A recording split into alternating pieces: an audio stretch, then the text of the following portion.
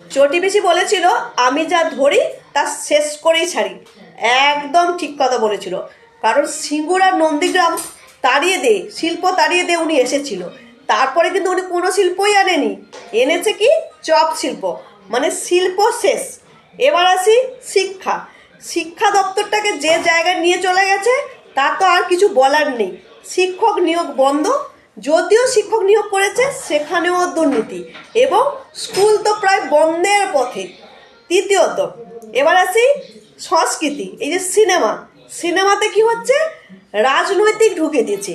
যারা রাজনৈতিক নেতারা তার পছন্দ মতন হচ্ছে তারাই চান্স পাচ্ছে, কিন্তু যোগ্যতা থেকেও কোনো নায়িকা যদি তার পছন্দ মতন না হয় সে চান্স পাচ্ছে না, সে সিনেমার ক্ষেত্রে হোক বা সিরিয়ালের ক্ষেত্রেও। মানে সংস্কৃতিও শেষ। এবার কি হলো, স্বাস্থ্য।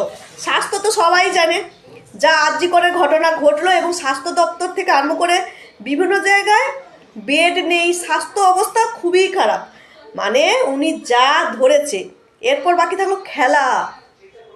মেসিকে নিয়ে যা ঘটলো, 14 বছর তো আগে তৈরি করা সুভাষ চক্রবর্তী স্টেডিয়ামটা ভেঙে চুরমার হয়ে গেল। মানে খেলাটাও পর্যন্ত সেখানেও শেষ। ভাবুন ওনার কথা সত্যি কত যুক্তি আছে।